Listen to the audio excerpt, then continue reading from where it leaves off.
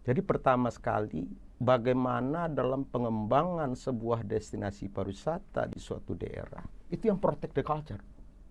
Yang tidak merusak budaya, tapi justru mengangkat budaya yang ada. Dan harusnya kalau seandainya Sumbar dan Indonesia serius,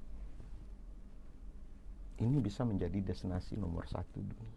Ya, artinya secara umum pengamatan udah tulus dari data yang ada, Sumatera Barat dimungkinkan nggak? Sangat.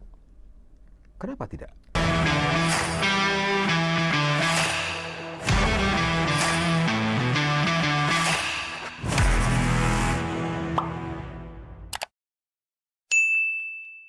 Assalamualaikum warahmatullahi wabarakatuh dan salam sejahtera bagi kita semua. Semoga selalu sehat dan bersemangat. Kali ini kembali bersama saya di channel Kopi Pahit Dayak, channel yang menginformatif, memotivasi dan menginspirasi. Kali ini kita akan berbicara topik tentang bagaimana pengembangan pembangunan pariwisata di Sumatera Barat dari perspektif yang lain. Saya sudah ada tamu yang selama ini cukup konsen membangun pariwisata dari perspektif yang berbeda dari kebanyakan program dan kegiatan pembangunan yang ada di pemerintahan daerah. Kita sapa saja Bapak Ridwan Tulus. Saya panggil Uda. Uda, apa kabar? Alhamdulillah, terima kasih Om Irad. Kenapa panggil Uda? Karena Uda itu di Sumatera Barat itu kan memang panggilan kehormatan. Uda sebagai kakak, di samping itu juga beliau juga kakak saya, termasuk juga ternyata satu alumni di SMA 6 Padang. Beliau senior saya dan kebetulan saya ketua umum alumni sekarang. Alhamdulillah ya, Jawa ini memang luar biasa ya. Oh iya, luar biasa. Sampai daerah sudah menjadi green school tingkat. Nah, nanti kita cerita khusus tentu itu bagaimana SMA 6 bisa menjadi grad school dan itu mendunia informasi investasi. Baik, kita akan coba lihat sepintas lalu mengenai pemikiran dan konsep dari Uda Ridwan Tulus. Kita saksikan dulu mungkin video yang ini.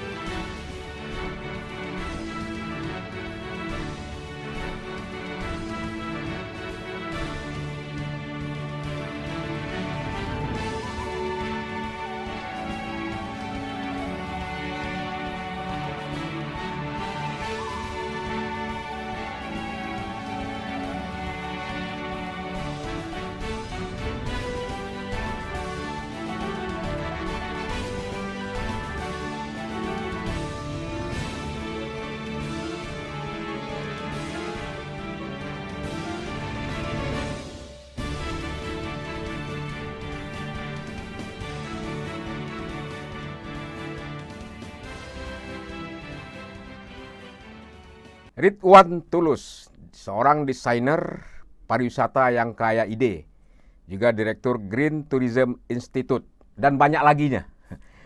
Pengembangan pariwisata yang udah coba kembangkan selama ini. Boleh kami diceritakan, terutama juga Green Tourism ya? Oke, terima kasih Mbak Dayan. Jadi kalau menurut pandangan saya, jangankan Sumbar, Ya. Indonesia saja belum mempunyai konsep pariwisata yang bagus. Karena kalau tidak hati-hati dalam dunia pariwisata itu dampak negatifnya cukup banyak. Karena saya pelakunya dulu. Ya, Kalau tidak hati-hati, dampak negatifnya cukup banyak. sangat banyak. Oh. Kita tidak mungkin dong melakukan, apalagi Minangkabau yang terkenal dengan Adat Basandi Ya, Sara, ya. Sara Basandi Kitabullah. Tidak mungkin dong kita menggunakan salah satu destinasi kita untuk hal-hal negatif. Ya. Dan harusnya kalau seandainya Sumbar dan Indonesia serius, ini bisa menjadi destinasi nomor 1 dunia. Nomor 1 di dunia. Kalau serius. Iya. Oke. Cuman sampai sekarang keseriusan itu yang belum saya lihat. Karena konsepnya yang belum duduk. Ya. Makanya saya mencoba melakukan dan menawarkan Sumatera Barat dan Indonesia itu sebagai green tourism destination. Yes. Green tourism bukan ide saya. Sudah ada. Para expert dunia sudah membaginya dalam dua. Green tourism yang berhubungan dengan daratan, Ya. blue tourism yang berhubungan dengan lautan. Tapi akhirnya saya combine. Green tourism. Jadi pertama sekali, bagaimana dalam pengembangan sebuah destinasi pariwisata di suatu daerah, itu yang protect the culture. Yang tidak merusak budaya, tapi justru mengangkat budaya yang ada. Indonesia, maaf saya bukan bicara Sumatera Barat saja ya. Oke. Dengan kekayaan budaya yang luar biasa, itu butuh tahunan orang untuk menginap di sini. Kalau jeli. Di Sumbar aja. Itu di setiap kabupaten tuh mempunyai budaya yang unik yang berbeda satu sama lain. Ya, setuju. Ya. Makanya hal dasar pertama sekali itu bagaimana protect the culture. Yang tidak merusak budaya, dan ini menjadi suatu pengalaman yang menarik buat orang-orang asing untuk belajar dan menikmati budaya setempat. Itu kan menjadi suatu pengalaman yang menarik. Oke. Terus yang kedua, mungkin saya sampaikan dulu semua. Siap. Bagaimana pengembangan pariwisata di suatu daerah itu yang protect the nature, tidak merusak alam, tapi memperkaya alam. Dan ini juga yang membuat caranya orang itu datang dan datang lagi. Kenapa? Di setiap program yang kita desain, kita selalu melakukan aksi yang disebut namanya green action. Green action ya. Oke. Apa Aksi itu? lingkungan. Aksi lingkungan. Salah satunya kita lihat daerahnya, destinasi yang kita kembangkan. Contohnya kalau di kawasan Mande dan Pariaman, kita selalu mengajak tamu-tamu kita itu melakukan aksi transplantasi terumbu karang. Coba saya tanya nih Pak Hidayat nih, orang Padang tinggal di pantai, cuma nanam terumbu karang udah pernah belum? Belum nih jujur. Ya, dan ini jadi suatu pengalaman yang menarik juga. Ya. Mereka terumbu karang nanti yang ditanam itu bernamakan nama mereka. Nanti setelah tumbuh kita kirim lagi. Akhirnya dia mengajak orang untuk datang dan melakukan hal yang sama. Jadi alam kita tidak makin rusak tapi makin bagus. Terus yang ketiga, gimana pengembangan di suatu destinasi itu yang empower dan bring benefit for local people. Bagaimana setiap kegiatan wisata yang kita lakukan di suatu daerah mengajak masyarakatnya, melibatkan mereka, ya, dan insya Allah bisa membawa keuntungan langsung. Dan mereka dapatkan value secara langsung. Sangat besar. Makanya alhamdulillah setiap program yang kita desain, kita tidak pernah menemukan dengan namanya tukang palak, preman, karena kita libatkan. Nanti kita libatkan sesuai dengan keahlian mereka masing-masing. Misalnya, menjadi nelayan. Ya. Kayak tadi Garembe, Rajo Sile, bagaimana mereka berperan untuk mengajarkan silat dan metode-metode lainnya. Ya, sebentar. Nah, ini menarik nih. Terus, tunggu dulu, selesaikan dulu.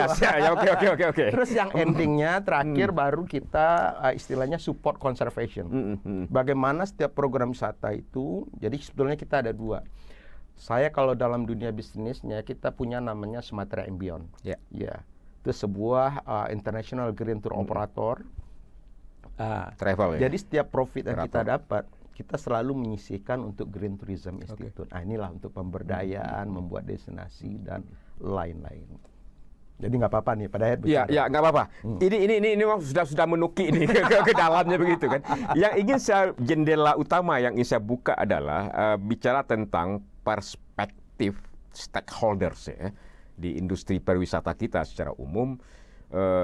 Juga mengatakan bahwasanya pariwisata itu memang identik dengan seks dan minuman keras satu deh.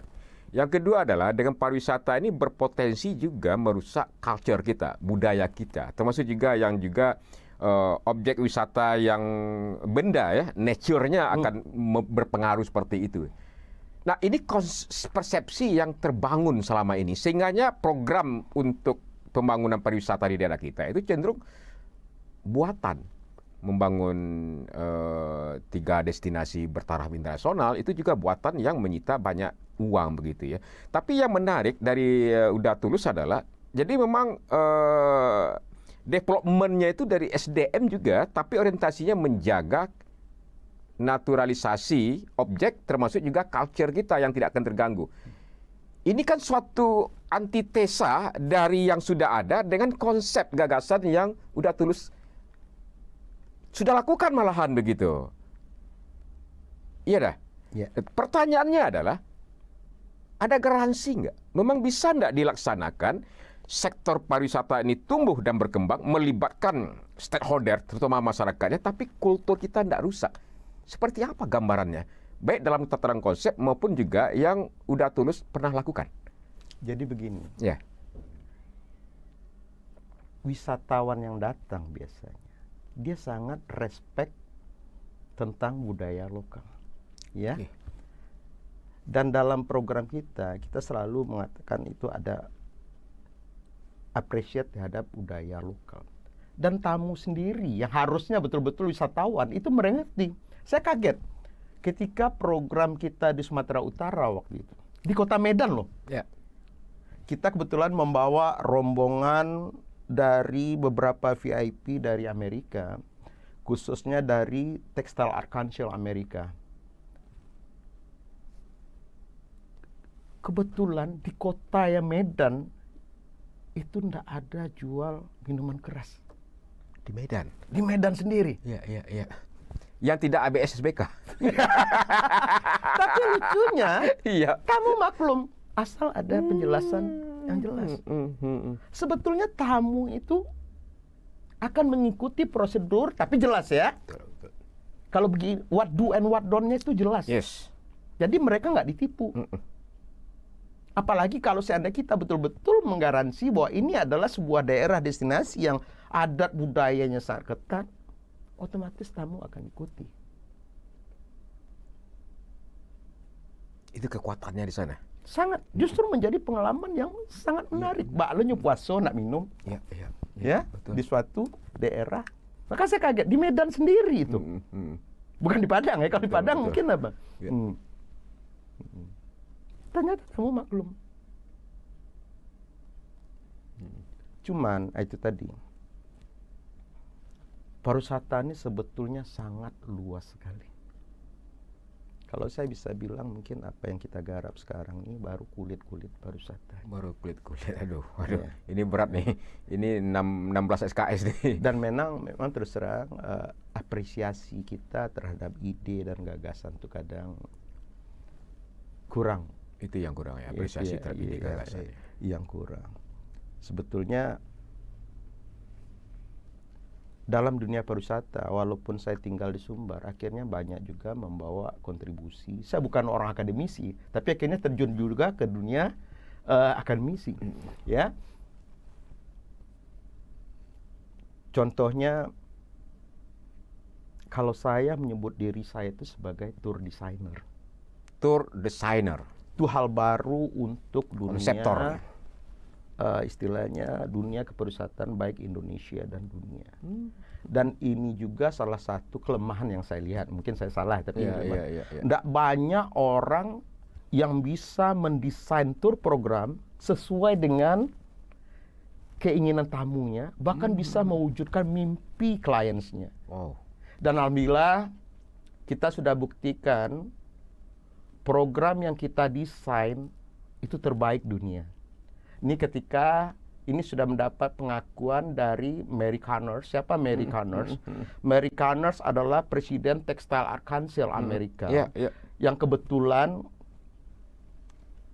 waktu itu dia ingin program khusus untuk para pecinta tekstil di Amerika. Ada tour designer, fotografer, bahkan orang Gedung Putih waktu itu. Dia menghubungi saya Karena waktu itu dia bilang dia ingin program pertama ke Asia Tenggara. Tapi sepertinya dia lihat tidak ada satupun travel di Asia Tenggara yang khusus untuk tekstil. Bayang, tekstil adalah khusus lo programnya. Khusus ya. Dan saya suka tantangan. Akhirnya dia bilang, cuman sepertinya Anda yang mendekati katanya. Karena Anda sudah bermain di tourism, education, Ya, education. tourism.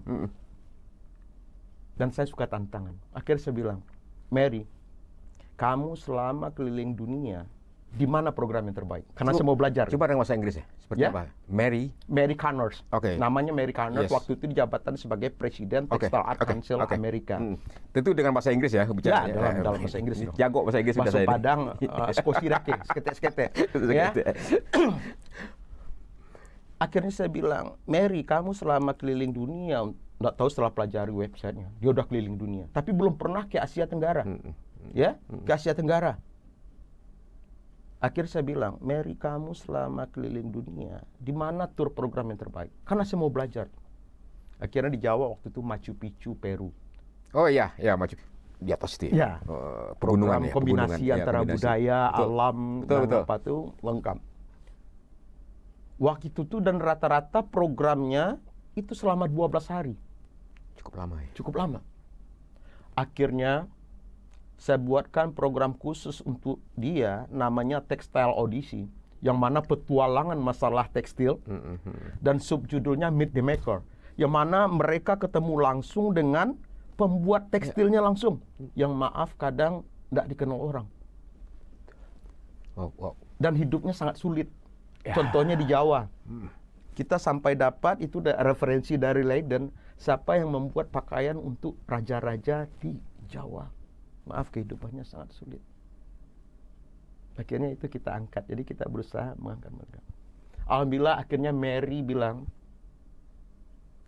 selama dia keliling dunia dari tahun 1992, dia bilang program kita yang terpanjang, 24 hari. Bisa kita menjual amazing. program 24 hari. Dan tur kita yang terbaik dari tahun 1992. Dan kebetulan tur guide-nya itu kita juga yang terbaik. Itu berangkat dari Dari konsep tahun gagasan ya.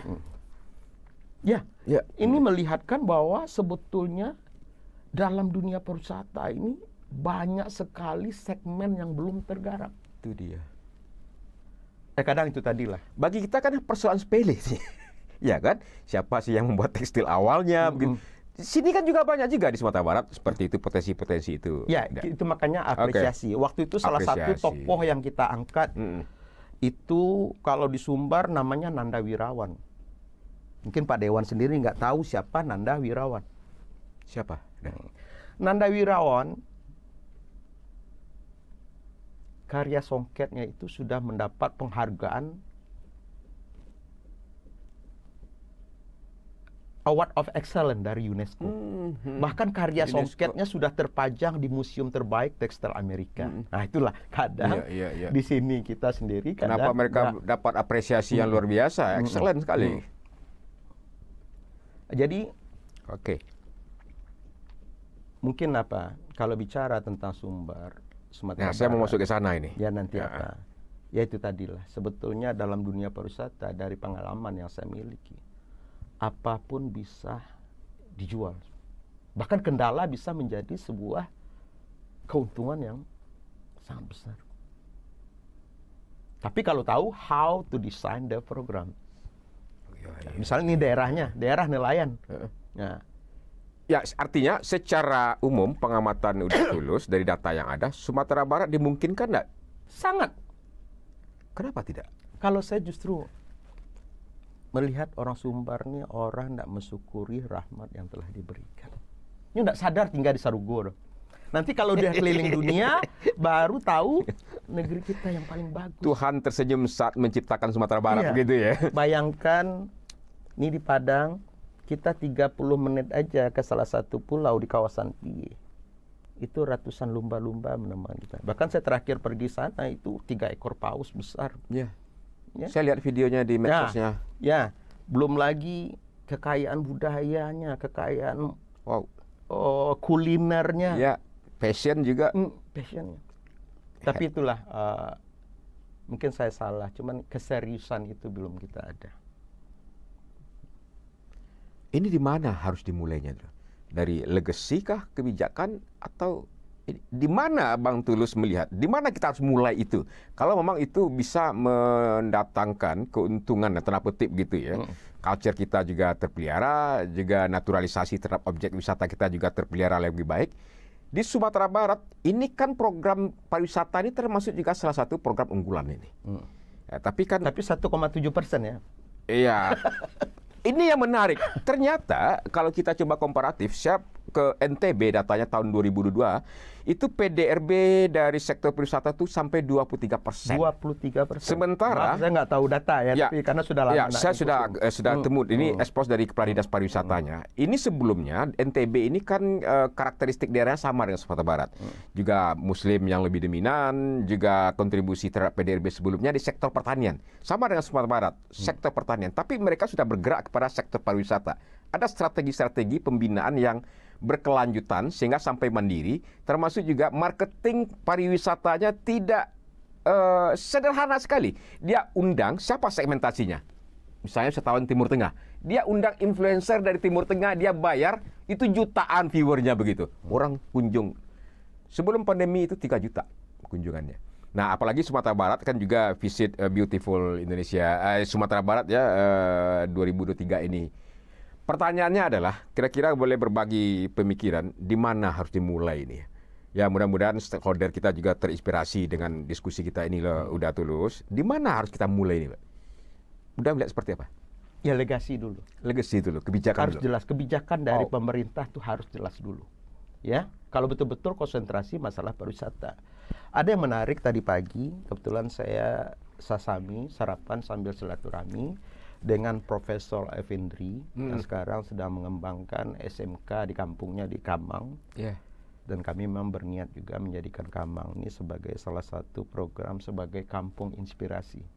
Jadi ada salah satu program kita yang menjadi semacam mendatangkan banyak sekolah-sekolah internasional di perkampungan.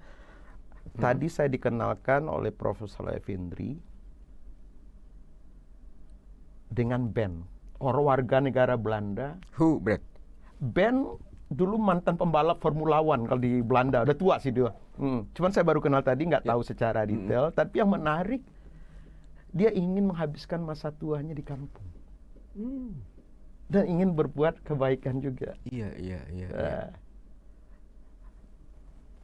Ini salah satu program yang menurut saya sangat menarik. Itu namanya second home. Second home, rumah kedua. Nah, padahal ini sebuah peluang saya pikir. Banyak sekali orang-orang seperti Ben yang sudah retire, udah pensiun. Dia ingin menghabiskan masa tuanya yang berguna. Merasa dirinya berguna. What's meaning second home? Jadi begini, dia ingin tinggal di sebuah destinasi. Mungkin nanti kita bikin aturan legasi yang jelas. Ini kita kadang kita ngasih apa itu. Kita sebetulnya sudah mulai dulu dari kampung Sungai Pinang dulu. Padang. Mandeh. Mandeh. Nah, inilah kadang di Sumbar nih. Orang bicara Mandeh sekarang udah heboh. Tapi ketika kita mengenalkan Sungai Pinang ke internasional waktu, orang Padang sendiri, orang Sumbar nggak tahu di mana Sungai Pinang. Nah, tapi lucunya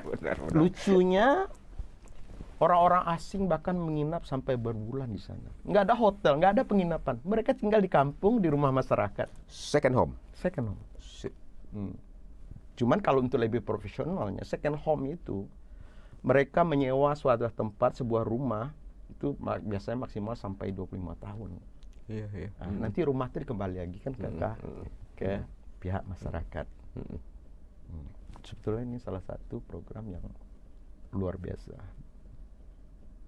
Banyak sebetulnya kalau untuk Sumbar, cuman kadang ya gimana ya, saya merasa, makanya saya sangat senang ketika Pak Hidayat mengajak saya, karena saya merasa sendiri sekarang bagaimana kita bersama-sama. Makanya itu tadi bicara tentang hospitality di Sumatera Barat. Ya orang Minang sendiri kebanyakan orang-orang banyak mengatakan lah kita kurang ramah apa semua apa gitu. Tapi memang itu tadi ini kerja kita bersama, ya. Makanya apa yang bisa kita lakukan sendiri. Baik, dalam konteks pembangunan kepariwisataan kan ada konsep namanya pentahelix ya. Dengan melibatkan kolaborasi 5 unsur, mulai dari akademisi, bisnismen, komunitas, termasuk juga pemerintah dan media ya. Ada sinergisitas pentahelix seperti itu. Nah, saya menarik tadi yang udah katakan bahwasanya kita harus mulai dari legacy yang kuat. Nah, legacy tentu juga di breakdown dalam bentuk roadmap, peta jalan. Apa tahapan-tahapan yang mesti kita lakukan? Saya pikir ini yang belum dah. Iya dah, setuju dah. Sangat setuju. Oh, sangat setuju ya. Bahkan belum ada kalau saya lihat. Memang secara apa sudah banyak sekali apanya. Di seminar-seminar, diskusi-diskusi resmi ya. Sangat banyak sekali apa gitu. Tapi nggak pernah istilahnya kita nggak usah banyak-banyak lah. Okay. Mungkin minimal tadi ya kita copy apa yang ada. Bagaimana istilahnya Lombok dulu dengan NTB-nya yang sangat ketinggalan, ya bisa mengejar kita. Nah, ini salah satu contoh strategi marketingnya Sabut. Ketika kita bicara tentang Ikoko salah satu kelemahan ada juga. Awak menjual tuh keinginannya awak, bukan keinginan orang asing. Padahal duit dia yang punya. Duit dia yang punya. Contoh tadi kan bagus ini kita ambil pelajaran yang sederhana aja dari Lombok.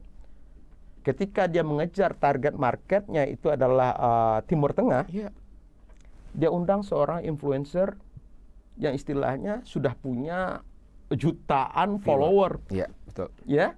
Jadi tidak terlalu sulit. Tapi yang kedua ada juga istilahnya ada namanya istilahnya fam trip, familiarization trip. Bagaimana misalnya kita masuk pasar Eropa atau pasar Amerika, kita cari perusahaan-perusahaan tour yang top di sana yang menjual outbound-nya. Jadi dalam dunia pariwisata ada inbound, ada outbound.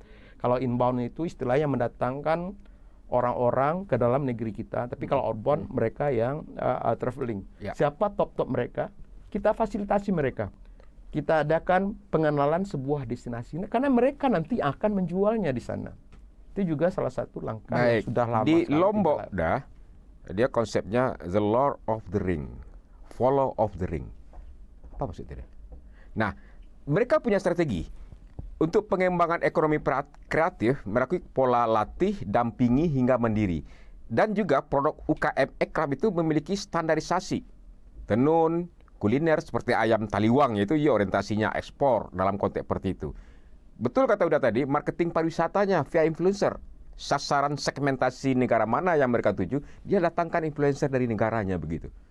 Ya, ini kan ide-ide yang kreatif, termasuk juga aliran ekonomi kreatif masuk ke destinasi-destinasi agar menarik untuk dikunjungi begitu. Terus juga beda desain, kemasan, packaging yang ininya. Pertanyaan Dahed adalah ini kan memang persepsi pariwisata kita ini kalkulator di restoran rusak, harga yang mahal, tidak ramah tukang parkir, kan itu yang terekspos begitu deh. Karena memang pembangunan ini belum masif, belum melibatkan peran serta masyarakat dan potensi. Walaupun di program pemerintah itu juga ada pelatihan-pelatihan Pok Darwis ya, kelompok yang sadar wisata, bagaimana melayani seorang wisatawan itu begitu deh. Tapi dia nggak bergerak tumbuh begitu deh. Ada pertentangan ini segala macamnya. Pariwisata itu orientasinya agak identik dengan seks dan alkohol. Ini harus kuat udah mengatakan bahwasanya itu tidak benar lah gitu. Tidak, enggak. Bahkan kita punya hidden mission di sini ya. Di protect the culture tadi. Itu dia. Bahkan insya Allah kita ada pernah melakukan bagaimana bisa berdakwah melalui pariwisata. Nah, ini lebih keren lagi nih ya. Oke, alhamdulillah tim di Sumatera Imbian itu kebanyakan mualaf udah. Ya, di Sumatera Utara ada namanya Sabarata Bangun, dia seorang mualaf. Bahkan guru ngaji saya juga seorang mualaf. Tapi jago bahasa Inggris, hafal Injil dan hafal Quran. Cuman kita berdakwahnya nggak secara kita dengan perbuatan saja. Misalnya contoh saja. Misalnya kita di hutan, kita siapkan mereka untuk makan siang, Pak. Nanti tidak berapa jauh kita sholat jamaah bersama tim. Pura-pura menyuruh, tapi mereka melihat. Akhirnya banyak pertanyaan. tadi ngapain tadi tuh? Bagus senamnya. Senam gitu ya. Karena mereka kadang nggak tahu Nggak apa tahu. salah. Dia Iya. bahkan taunya Jangan justru tersinggung yang, pula. yang negatif. Jangan tersinggung pula, Kita jangan udah disebut biasa penista hal. agama pula begitu kan? Akhirnya baru kita jelaskan, misalnya menarik ini nih. ada 5 kali yang wajib, Ya. tapi bisa jamak, bisa juga dikasar dalam waktu seperti ini. Kamu apa? Terganggu? Enggak, enak lihatnya. Akhirnya kalau mereka memang serius, kebetulan kita udah punya kerjasama, misalnya dari Inggris, kita udah kerjasama dengan Muslim Society di sana untuk menjelaskan mereka lebih lanjut. Kalau saya memualafkan orang itu baru 1 orang Jepang, bahkan sampai saya kawinkan dengan Dan orang. informasi udah imam besar juga ya, imam besar asisten juga di karim, satu tempat asisten. gitu di musola gitu. Ini yang lucunya kemarin ini, kalau ndak pandemik ini, bahkan beberapa pendeta Amerika juga mau ingin mencoba program kita. Bisa jadi dia kan apa. Ya. Tapi kita istilahnya berdakwah bukan dengan kata-kata, tapi dengan perbuatan. Action, perbuatan. Iya. Tidak mesti surga dan neraka. Dan saya begitu ulang ya. lagi lah, tamu yang betul-betul istilahnya wisatawan, justru dia sangat respect dengan budaya setempat. Cuman kita yang membuat aturan what do and what don't, apa yang boleh dilakukan sini, apa yang tidak boleh. Itu jelas sebelum mereka datang. Jadi mereka nggak kagok, nggak culture shock ya dia. Di Bali. Hmm. Jelas itu. Jelas. Kalau masuk tempat ini Anda harus pakai. Ya, iya. Kamu mau aja. Mau aja betul. Justru itu merasakan sensasi yang luar biasa. Biasa. Objek selfie Ya, antara lain. salah satunya. Sip. Udah. Wah, ini cukup mengganggu pemikiran juga nih dalam konteks apa yang udah sampaikan tadi. Makanya tapi tunggu dulu Pak Hidayat. Makanya kita dari Green Tourism Institute tetap berbuat bagaimana. Iya. Maka sekarang ini kebanyakan kita, kan tadi kita udah bicara juga, istilahnya kadang di sini dikasih ide yang istilahnya apa, aku juga kadang kurang. Cuman apa yang kita Saya tetap rasakan jangan itu. apa. Pokoknya apa yang bisa kita lakukan, Ya, kita itu dia. lakukan saja. Iya. Alhamdulillah kita dengan Green Tourism Institute itu sekarang masuk kampus. Kita Iya. punya program namanya Kuista, gimana kuliah sambil bisnis pariwisata. Dengan target kita ini samping istilahnya bahwa memberitahu bahwa peluang pariwisata ini sangat besar sekali. Dengan target market kita gimana istilahnya anak-anak kuliah ini dalam waktu 6 bulan minimal bisa membayar uang kuliahnya sendiri. Iya. Nah, Dan itu diakui oleh mantan rektor UNAN yang sekarang juga rektor dari salah satu perguruan tinggi swasta. Abang saya Musliar Kasim begitu. Think out of the box ini berpikirnya orang. jadi Kayak ide gagasan begitu. alhamdulillah salah satu guru besar yang saya kagumi di Sumatera Barat Profesor Musliar Kasim. Kenapa saya kagum sama dia? Jarang ada orang hebat Wakil Menteri. waktu itu menjadi wakil menteri. Pendidikan. Jadi dia punya program baru di Kementerian Pendidikan namanya Akademi Komunitas. Itu program baru di Kementerian Pendidikan. Justru ketika membuka acara, waktu itu kalau nggak salah di Pariaman, saya tahunya dari kawan-kawan media, dikasih tahu bahwa ide dan inspirasi itu dari seorang Ridwan Tulus. Nah, kan luar biasa tuh. Jarang orang awak kok istilahnya mengakui ide kita. Ini enggak, langsung disebut. Alhamdulillah kita memang dari waktu rektor UNAN dulu, kita istilahnya sudah banyak, khususnya di kewirausahaan, kita banyak punya program itulah untuk entrepreneurship di sana. Udah banyak juga lahir tokoh-tokoh dari Ya. UNAN sendiri. Dan udah itu juga aktif sama juga kelihatan. memberikan sebagai narasumber di perguruan tinggi di Jawa Barat. Saya pikir juga di samping luar negeri juga Iya. ya. Orang lain aja menghargai dan mengapresiasi ya seorang Ridwan Tulus begitu ya. Saya melihat seperti itu begitu. Jangan lihat sosok Ridwan Tulus, tapi adalah konsep, ide, gagasannya dan apa yang telah dilakukannya. Dan memang- misi udah untuk Sumatera Barat ke depan apa lagi dah? Jadi ya kadang memang pokoknya itu Harus tadi maju lah. wali kota dulu nah itu. Karena merasa enggak ya. presiden aja langsung. Presiden aja tampil ya. langsung siap. Jadi Ah, inilah kadang itulah negara lain lebih mempresiasi ide-ide kita dibanding di daerah. Sebenarnya bagi saya itu sudah tidak ada masalah. Ini kadang maka itu kita masuk ke kampus-kampus. Saya bukan orang akademisi, tapi akhirnya terjun juga ke dunia akademisi. Bahkan beberapa inilah kadang anehnya. Saya justru diundang jadi memberikan kuliah umum perdana itu bukan di Indonesia, tapi di program master pengkajian Asia Afrika di Kyoto University. Nah, barulah masuk ke kampus-kampus di apa. Waktu itu yang saya masih ingat bahwa itulah saya bicara tentang life experience tourism. Bagaimana menjual pengalaman hidup. Nah, sebetulnya itu tadi. Ini kalau kita jeli, apapun bisa dibuat bisa dijual juga dalam sebuah pariwisata. Kadang itu tadi, alhamdulillah 5 bulan, nah ini padahal 5 bulan sebelum pandemik, maka kita sengaja terjun ke dunia, ke kampus. Kadang maaf, di kampus sendiri belum mengerti. Ini contohnya ketika saya diundang oleh Profesor Tati Samsudin untuk bicara di Sekolah Tinggi Ilmu Hayati program master di ITB. Ini kadang itu tadilah orang biologi. Mereka kadang nggak sadar selama ini alasan orang berkunjung ke sebuah destinasi itu melihat flora dan faunanya. Yang ahlinya mereka. Tapi kadang ini selama ini mereka nggak aware. Mereka sekedar riset. Contohnya komodo. Ya, siapa yang ahli komodo tuh orang-orang biologi.